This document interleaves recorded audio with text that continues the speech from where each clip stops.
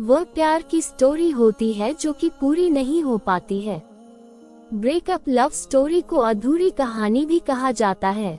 ये कहानी इसलिए अधूरी रह जाती है क्योंकि दो प्यार करने वाले कभी मिल ही नहीं पाते हैं। किसी कारण से वह एक दूसरे से बहुत ही दूर हो जाते हैं। सच्चे प्यार के कारण वह दूर होने के बाद भी एक दूसरे से प्यार करते रहते हैं। ये कहानी इंसान को अंदर से हिला देती है। इस ब्रेकअप लव स्टोरी की कहानी हर किसी के साथ एक बार जरूर होता है। ये कहानी उस समय की है जब मैंने कॉलेज जाना शुरू किया था। आज मेरे कॉलेज का पहला दिन था। मेरे साथ एक मेरा दोस्त भी कॉलेज जा रहा था। हम दोनों एक साथ कॉलेज के लिए निकल दिए। हम रास्ते में अपने स्कूल की बातें कर रहे थे। स्कूल के दिन भी क्या होता है। हम कॉलेज पहुंचकर अपने क्लास की ओर बढ़े। मुझे मेरे क्लास में एक लड़की दिखी। वह लड़की इतनी खूबसूरत और हसीन थी। मेरी नजर उस लड़की के चेहरे से हट ही नहीं रही थी, मानो मैंने कोई परी देख ली हो। मेरे दोस्त ने मुझे कब सीट पर लेकर बैठा दिया मुझे पता ही नहीं चला। मेरा क्लास शुरू हो गया, पर मेरी नजर बार बार उस लड़की की ओर जा रही थी। मैं चाहकर भी पढ़ाई नहीं कर पा रही थी। घर आने के बाद मेरे दोस्त ने मुझे काफी कुछ कहा। वह मुझसे कह रहा था कि तुम पढ़ाई पर ध्यान रखो, पढ़ाई ही सब कुछ है।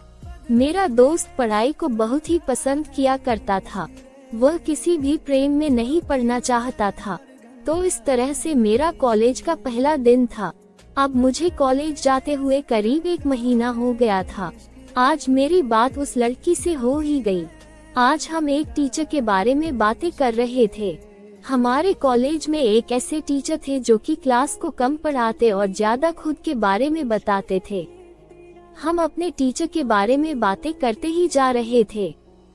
करीब हम 10-15 मिनट तक अपने टीचर की बातें करके हंसते रहे। फिर हमारे क्लास में एक दूसरे टीचर आ गए, तो हम बिल्कुल ही शांत हो गए।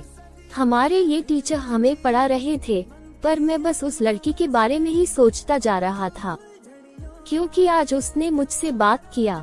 मुझे उस लड़की का नशा हो गया था। मेरे दोस्त ने मुझे इस दिन भी काफी कुछ बोला। वह मुझे बार बार कह रहा था कि पढ़ाई कर ले, पढ़ाई ही सब कुछ है, बाद में रोएगा। पर मुझे तो बस वह लड़की ही नजर आ रही थी। अब मैं उस लड़की से किसी न किसी बहाने बातें कर लिए करता था। अब करीब 2 हफ्ते मुझे उस लड़की से बातें करते हुए गुजर गए थे। मैं उस लड़की को कोई उपहार देना चाहता था, पर मैं कैसे और कौन सा उपहार दूं मुझे कुछ भी समझ में नहीं आ रहता है। एक दिन मैंने अपने साथ 2 चॉकलेट लेकर कॉलेज गया। एक मैं खुद ही निकाल कर खा रहा था। उस लड़की ने मुझे देख, मैंने उससे पूछ क्या तुम्हें चॉकलेट चाहिए। उसने कुछ भी नहीं कहा। फिर भी मैंने दूसरा चॉकलेट उसकी ओर बढ़ा दिया। उसने भी ले लिए। अब मुझे उस दिन जितनी खुशी हो रही थी उतनी खुशी मुझे कभी नहीं हुई थी। ऐसा लग रहता है कि मैंने कोई जंग जीत लिया हूँ। अब रोज उस लड़की के लिए मैं कुछ न कुछ उपहार ले जाया करता था। मैंने अपने लिए पैसा खर्च करना बंद कर दिया था। साथ ही कभी कभी मैं उसके लिए कर्ज भी लेकर उपहार ले जाया करता था। हम एक दूसरे के बहुत ही करीब आ गए थे। मैंने अब सोच लिया था कि मुझे इस लड़की को बता देना चाहिए कि मैं इससे कितना प्रेम करता हूँ, पर मेरी हिम्मत नहीं हो रही थी। देखते ही देखते पहले साल का अंतिम परीक्षा भी सामने आकर खड़ा हो गया। अब भी वह मेरे साथ ही थी। हम दोनों साथ ही पढ़ाई किया करते थे। मुझे लग रहा था कि यह लड़की शायद मुझसे भी प्रेम करती है, तो मुझे किसी तरह की कोई जल्दबाजी नहीं करनी चाहिए। मैं इस परीक्षा के खत्म होने के बाद सब कुछ बता दूंगा। मैंने ऐसा ही किया। हमारी परीक्षा खत्म हो गई। फिर से हमारा कॉलेज शुरू हुआ। हम सब कॉलेज गए, पर मेरी नज़ारे जिसे ढूंढ रही थी वह वहाँ नहीं थी। हाँ, वही लड़की जिससे मैं प्यार करता था। मुझे लगा कि शायद वह लड़की आज न आए हो, कल आए, पर कल भी न आई। फिर मुझे लगा शायद कल आए। इस तरह से करीब 2 हफ्ते ऐसे ही बीत गया। मैंने उसके बारे जब अपने कुछ दोस्तों से पूछा तो मुझे पता चला कि उसने ये कॉलेज छोड़ दिया है। मुझे विश्वास ही नहीं हो रहा था। मुझे लगा कि मेरे दोस्त मेरे साथ कोई मजाक कर रहे हैं, पर यह बिल्कुल ही सत्य था। मुझे ये सत्य 1 महीने के बाद मेरे टीचर से पता चला। अब मैं आप लोगों से क्या कहूँ? मुझे कुछ भी समझ में नहीं आ रहा था कि मैं क्या करूँ। मेरा स्कूल का दोस्त मुझे फिर से कहा रहा था कि दोस्त, मैंने तुम्हें पहले ही प्रेम करने से मना किया था, पर तुमने नहीं माना। जो भी प्यार करता है उसके साथ ऐसा ही कुछ होता है। अब तुम संभाल जाओ और अपने पढ़ाई पर ध्यान दो। उस दिन से मैंने भी किसी दूसरी लड़की से प्यार नहीं किया। एक बार की बात है, मैं नौकरी की तलाश में एक शहर से दूसरे शहर घूम रहा था, पर मुझे नौकरी नहीं मिल रही थी। एक दिन मैं एक कंपनी में इंटरव्यू देने के लिए गया। वो पर मुझसे पहले ही एक लड़की पहुंच गई थी। मैं उस लड़की के पास जाकर बैठ गया। वो लड़की मुझे इस तरह से देख रही थी कि मानो मैं उसका कोई दुश्मन हूँ, पर मुझे कुछ भी समझ में नहीं आ रहा था। हम दोनों का इंटरव्यू हुआ और हम दोनों ही उस कंपनी के द्वारा चुन लिए गए। मुझे भी खुशी ही रही थी और उस लड़की को भी। बाहर आने के बाद मैंने उस लड़की से पूछ ही दिया कि तुम मुझे ऐसे क्यों देख रही थी। उसने कहा, मुझे ऐसा लग रहा था कि तुम्हारे कारण मुझे नौकरी नहीं मिल पाएगी। मैंने हंस दिया, वह भी हंस पड़ी। अब हम एक दोस्त के जैसे ही हो गए। वह उस शहर में नई थी, मैं भी उस शहर में नया ही था। हमें रहने के लिए कोई किराए पर मकान की जरूरत थी। अब हम दोनों मकान खोजने निकल पड़े।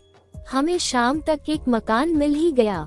वह मकान काफी अच्छा था, पर उसका किराया थोड़ा सा ज्यादा था।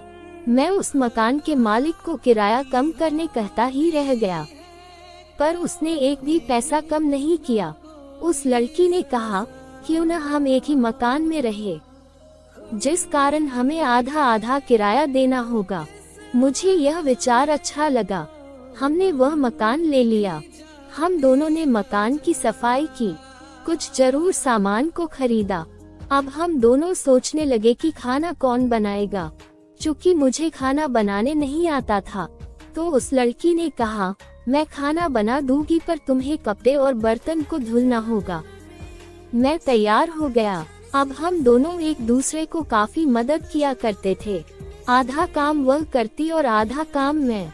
हम दोनों बड़े अच्छे से कंपनी का भी काम किया करते थे। अब हमें करीब 2 साल साथ रहते हुए हो गया था। मुझे वह कोई पराया नहीं लगती थी। हम दोनों अपने बारे में एक दूसरे को बताया करते थे। हमारी जिंदगी काफी मजेदार थी। एक दिन मुझे फोन आया कि मेरे पिताजी का दुर्घटना हो गया है। मैंने ये खबर उस लड़की को बताई। उस समय मेरे पास कुछ पैसे कम पड़ रहे थे। उस लड़की ने मुझे पैसे दिए और घर जाने को कहा। मैं अगले दिन ही अपने गांव के लिए निकल पड़ा। मैं रास्ते भर उस लड़की के बारे में सोचता रह गया। मैंने घर आकर अपने पिता को देखा।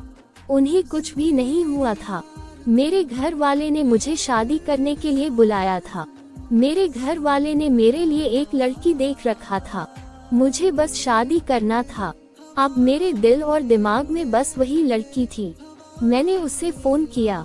फोन उठाते ही वह मेरे पिताजी के बारे में पूछ रही थी।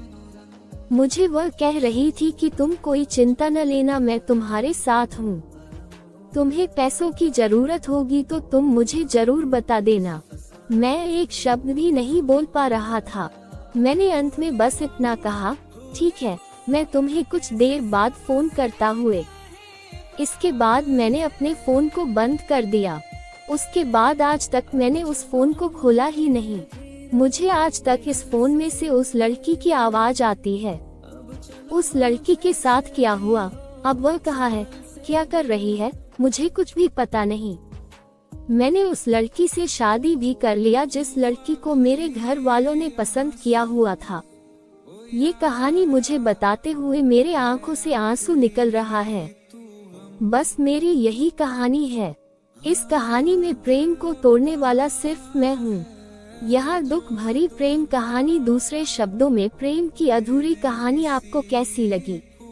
आपको ये सैड लव स्टोरी आपको कैसी लगी, आप हमें बता सकते हैं। इस तरह की कहानी सभी की होती है। कुछ लोग इसको भूल जाते हैं तो कुछ अपने साथ रखकर जीवन जीते हैं।